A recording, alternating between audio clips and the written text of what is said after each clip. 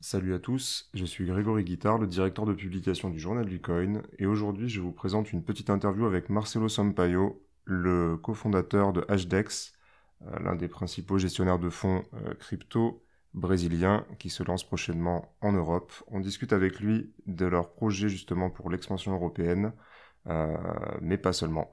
Je vous laisse écouter ça tranquillement et on se dit à bientôt. J'étais étudiant en orthophonie, donc c'est Speech Language Therapist, et en fait j'ai découvert ça de loin, un petit peu comme les mouvements Anonymous, enfin j'ai pas vraiment prêté attention. J'ai fait un compte sur MTGOX s'est effondré. J'avais une aussi. Voilà. J'ai retiré tous mes cryptos 3 jours avant. 3 jours avant. Non, c'est même pas ça. C'est que qui était dans les cryptos dans ce moment savait qu'il y avait des trucs bizarres, enfin c'était mal géré tout ça. Je me souviens que j'étais dans un déjeuner à San Francisco, je parlais à un ami. Ah ouais, non mais ce truc il va exploser un jour et tout ça. Et mon ami il dit mais je comprends pas comment il y a des gens qui ont des cryptos là-bas. Et il dit mais moi aussi mais j'ai des cryptos là-bas, il faut que je retire immédiatement. Alors j'ai retiré 3 jours après, ça a explosé. Mais c'est par hasard. Non, c'est ça. Donc ouais, je l'ai découvert comme ça, et puis finalement, je suis resté dans l'écosystème de loin. J'ai acheté de l'Ether après l'ICO quand j'ai vu à quoi ça ressemblait. C'est à ce moment-là que je me suis dit, tiens, on peut faire autre chose que simplement transférer de la valeur. On peut imaginer d'autres choses par-dessus. Et en définitive, je m'y suis réintéressé vraiment en 2017-2018, bon, quand il y a eu le bull run, mais on va dire sur un plan plus technique, comment faire fonctionner des nœuds Bitcoin, comment déployer le Lightning Network par-dessus, comment ça fonctionne, et de là est né mon intérêt pour les autres projets depuis avec lesquels on collabore, quoi. Et j'ai rencontré mes associés en 2018 autour d'une bière, et on s'est dit mais tiens, t'es orthophoniste, mais est-ce que tu voudrais pas faire un peu autre chose? Et progressivement, à force de faire autre chose, je fais plus que ça. Alors on peut vous considérer un crypto native. Voilà, partons comme ça. C'est bien parce que alors nous alors Hashdex c'est un peu la confluence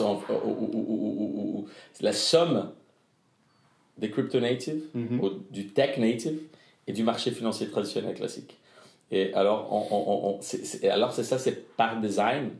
On a simplement des gens qui viennent d'un endroit ou de l'autre ou des deux. Et on fait justement cette idée de parler les deux langues très nativement. Bien sûr. Et moi, je suis plus du côté technologie. Alors, mon histoire, enfin, j'ai travaillé chez Microsoft, Oracle, dans la première moitié de ma vie. Et après, j'ai dit que j'ai croisé le pont, quoi. Et je suis devenu un entrepreneur de technologie, Silicon Valley, tout ça.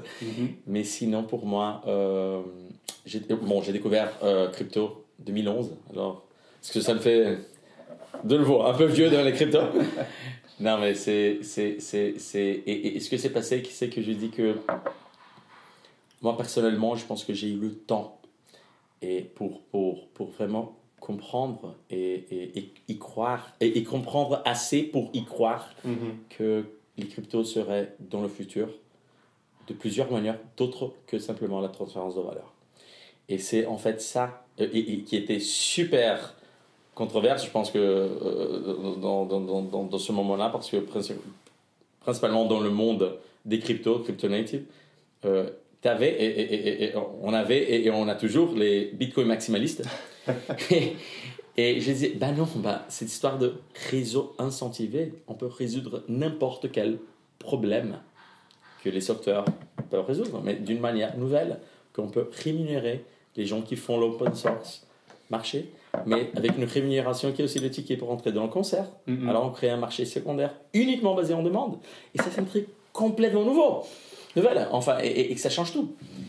Et alors avec cette vision, on a un peu vu que les marchés, ou le marché financier classique, il adopterait dans un moment donné, qu'on ne savait pas, l'idée de crypto simplement parce que c'est une technologie supérieure à ce qu'on a aujourd'hui, et ça va créer, c'est une nouvelle manière de créer de la valeur avec simplement une structure différente. Alors comment on collecte ces deux mondes, parce que de ce côté-là, on avait les crypto libertaires, on disait, voilà. Exactement. Fuck the banks. Vous arrivez, vive les banques. Donc comment ça se passe? Non, c'est pas ça. Non, c'est pas ça. Non, alors c'est très intéressant parce que pour les cryptos, on est un peu les vive les banques et pour les banques, on est les cryptos libertaires. Oui, exactement. Mais sinon, c'est justement ça. Et pour les banques, c'était tout ça. Enfin, c'est pas de la monnaie. Enfin, c'est de money laundry et tout ça. Et simplement, on arrive à parler les deux langues très nativement. On dit, attendez les banques. C'est pas comme ça.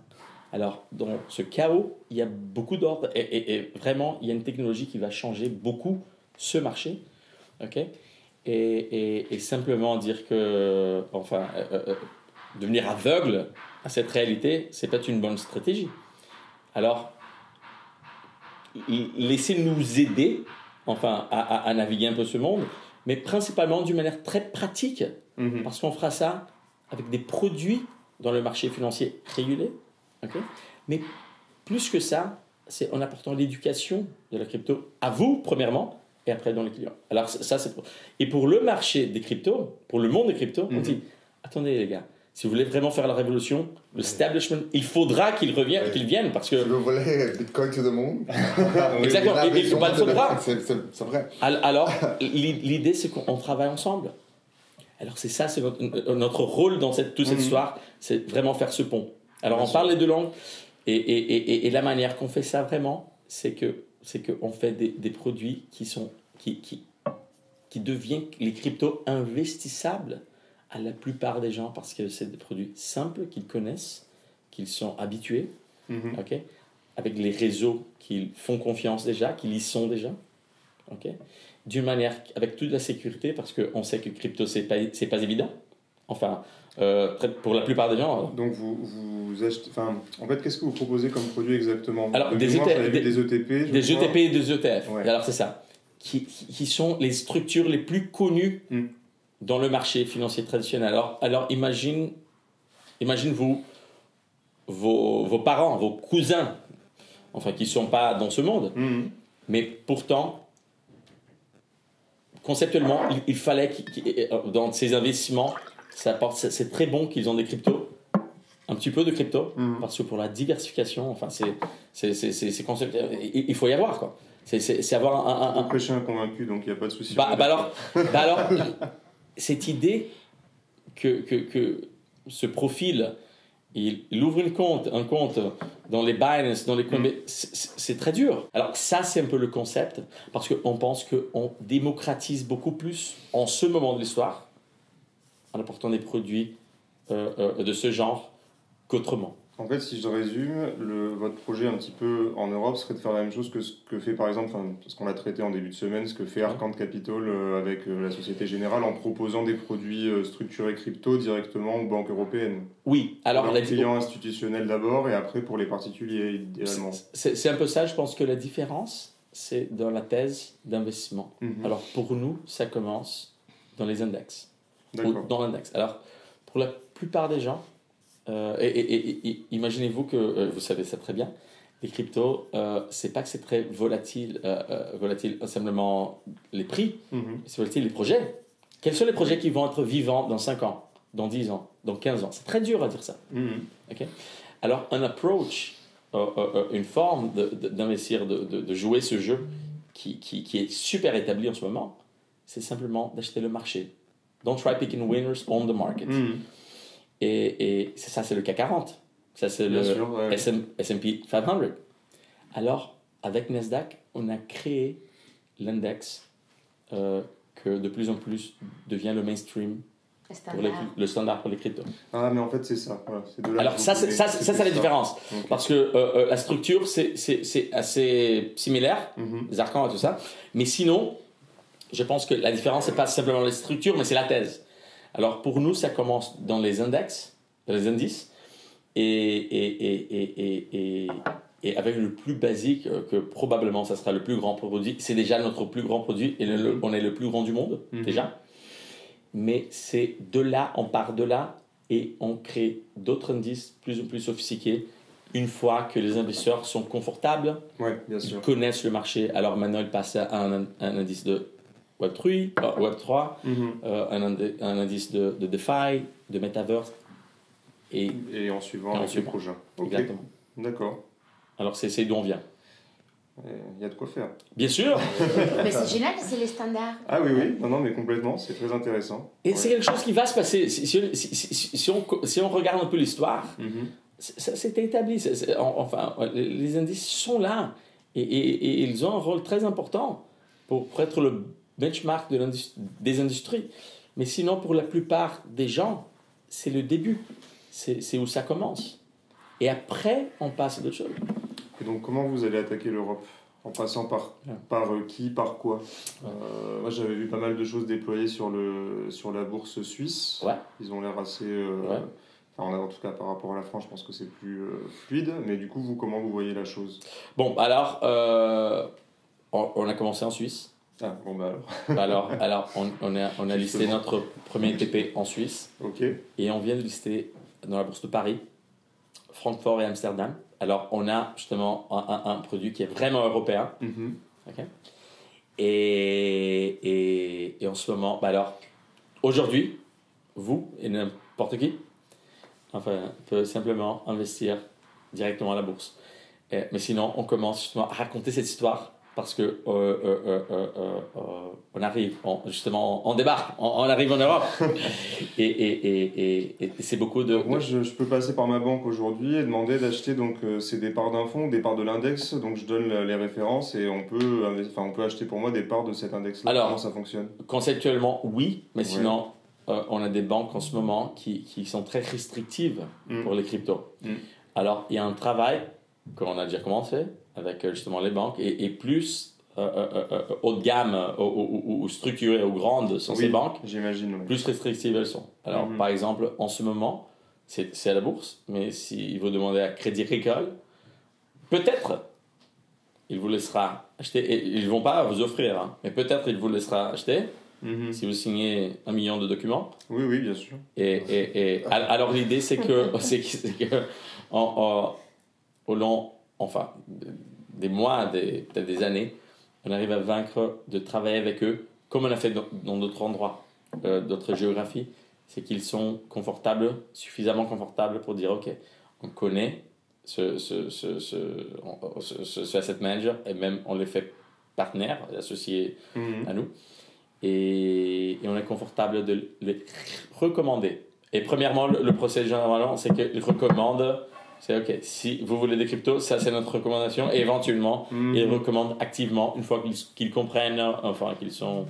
Et c'est raconter l'histoire pas seulement de hashtags, mais surtout l'histoire des cryptos que les personnes ne comprennent pas totalement encore et ça que le potentiel, la technologie, qu'est-ce que c'est ça et pas seulement les variations. Oui, bien sûr. Donc quand sa relation est créée et surtout les banques comprennent que ça c'est pas seulement money laundering, des choses comme ça, c'est un investissement en technologie et comme des autres inventions de l'internet, des choses comme ça, c'est plus facile pour comprendre crypto comme une chose pour les clients qui est intéressant et c'est un peu ça le travail. Mais notre recommandation généralement c'est un investissement genre de 1 à 2%. Parce que, et beaucoup long terme, parce que s'il y a une chose qui est sûre, c'est la volatilité. Les investisseurs, il faut très bien qu'ils comprennent qu'ils peuvent investir aujourd'hui et perdre 80% demain. Et il faut que ça soit tranquille. Parce que, oui, mais comme les marchés. Si on investit 1%, 2%, c'est ok. Mais on a très peu d'opportunités dans l'histoire de l'économie d'un asset qui peut donner, 5, 10, 20 fois dans les prochains 10 ans, 20 ans, 30 ans. Et les cryptos, c'est super dans le début encore. Alors, généralement, il faut commencer. C'est très cher d'avoir zéro. C'est très cher d'avoir zéro. Vraiment, en ce moment, c'est quelque chose qu'on dit. C'est super cher d'avoir rien. Mais sinon, il faut commencer petit et il faut avoir un horizon vraiment long d'investissement. Et vous avez sans forcément me donner de nom, on va dire des institutions françaises ou des banques françaises qui sont on va dire, réceptive à ce discours-là aujourd'hui? Bien sûr. Justement, on peut pas dire mais je change régulièrement de banque. Quand je reçois, à une époque, j'étais payé en crypto et à chaque fois, on fermait mon compte. Donc, je vois que ça évolue. Parce que, pareil, je connais des exchanges français qui ont dû changer de banque, partir en Allemagne, rechanger encore, etc. Ça a l'air d'être un peu mieux aujourd'hui. Qui vous trouvez comme partenaire, on va dire, qui vous écoute là-dessus? Alors, on a plein de conversations dans ce moment. C'est la partie des efforts qu'on fait ici. Et les annoncements qu'on fait, on ne peut pas vraiment dire des banques ici parce que c'est pas officiel encore. Mais sinon, je pense que ça fait beaucoup plus facile, au moins difficile, si vous voulez, pour eux, le fait qu'on a des investisseurs comme SoftBank, comme ValourCap, comme Coinbase, le fait qu'on travaille avec les JP Morgan. Enfin, en Amérique latine, on est le plus grand d'Amérique latine. On a près de 300 000 clients déjà. Alors, dans le marché régulé. Oui. Alors, c'est un moment de l'histoire que c'est beaucoup plus facile que 2018 quand on a commencé. Ça, c'est sûr. Mais sinon, ils sont réceptifs, mais ils avancent. L'Europe est... Je peux dire que l'Europe est prête pour voir un peu ce marché s'établir d'une manière définitive, si on veut. Vous avez des bons rapports avec l'AMF, la CPR? J'imagine. Vous n'allez pas me répondre non, mais... non, mais dans le sens, c'est pas trop compliqué. Peut-être la manière de répondre à cette question, c'est de plus en plus. Ouais, voilà. Notre travail a toujours été centré avec les agences régulateurs du pays. C'est pour ça qu'ils nous ont fait les premiers ETF du monde. Maintenant, aux États-Unis, nous avons les premières ETF sur la loi de 33, que c'est différent. C'est les structures plus avancées pour les marchés américains. Et ça, c'est pour notre rapport avec la régulation locale et les autorités locales. Donc, c'est une part centrale de la stratégie, de la philosophie. Qu'est-ce que vous pensez de l'évolution, des évolutions probables sur la loi, justement sur MiCA au niveau européen? On parlait de ça tout à l'heure. Pareil, bon. On parlait de ça. Oui, ça c'est... Pour moi, personnellement, la préoccupation, c'est de... Je pense que les États-Unis et l'Europe sont très importants pour le futur de quelque chose en crypto. Et les discussions aujourd'hui, pour être diplomatique, ils font changer un petit peu. Donc, avoir une compréhension plus grande de ce que crypto veut dire pour le monde. Et au-delà du financier, en fait. Non et même philosophique. Enfin, parce qu'à la base, et disons, pour nous, on n'est vraiment pas... Enfin, on n'a pas le approach de dire « Ah ouais, c'est pas bon ». Mais simplement, dire qu'il faut avoir une maturité. Il faut acquérir une maturité que, généralement, c'est pas naturel du régulateur n'importe où. Oui, bien sûr. Parce que ce que les cryptos ils proposent, c'est une nouvelle structure qui est vraiment pas comprise parce qu'elle est nouvelle. Enfin, c'est un peu comme l'Internet à la fin. Parce que les gens, non, mais comment on va démocratiser l'information? Enfin, c'était un monde de la guerre froide. Enfin, la souveraineté de l'information, c'était très important, tout ça. Et maintenant, on dit non, ça c'est libre. Et les cryptos France avec la valeur. Alors, c'est quelque chose qui demandera et demande déjà une profondité que ça prendra du temps pour le régulateur. Alors, on voit que l'Europe et les États-Unis, qui sont peut-être les trendsetters, ils prennent son temps. Ouais. Et jusqu'au moment qu'ils vraiment ils seront confortables pour réguler, enfin, et d'une manière équilibré. C'est même pas équilibré, mais avec le contexte correct. Enfin, il faudra passer un peu... L'éducation aussi. Ouais, du temps. Et je pense que même, de travailler avec des entreprises comme nous, qui parlent justement la langue, il faudra avoir...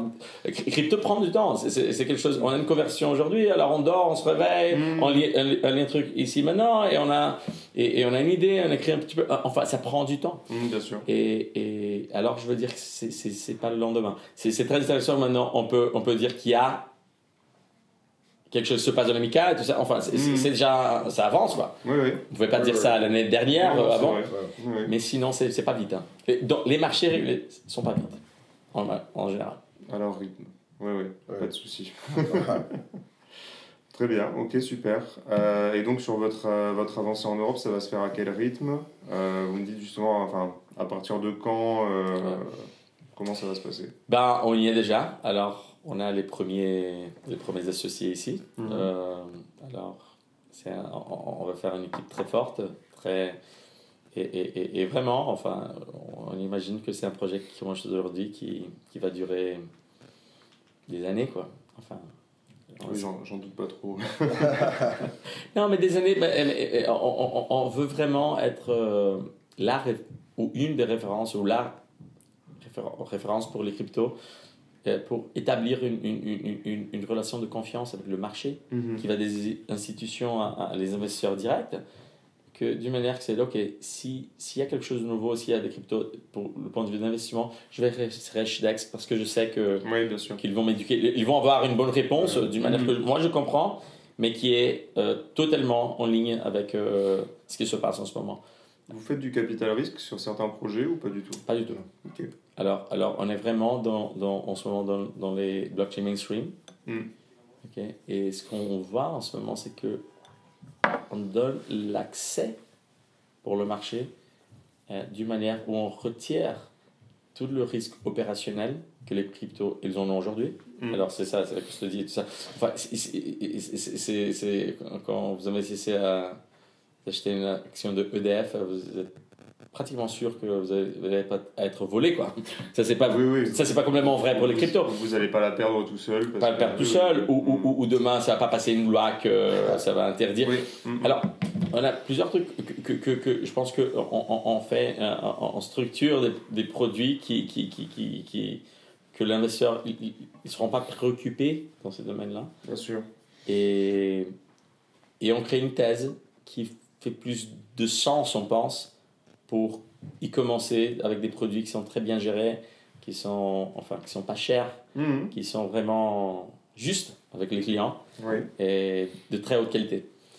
Et alors pour nous, enfin l'Europe, c'est maintenant qu'on commence de cette manière. De plus en plus, on va apporter des produits sophistiqués, mais en ce moment dans les crypto mainstream, dans les blockchain mainstream. Ok, oui, non. Après, ça semble plus cohérent que de partir sur... Non, c'est parce que sinon, il faut... C'est simplement notre business qu'on ne fait pas en ce moment. Vraiment.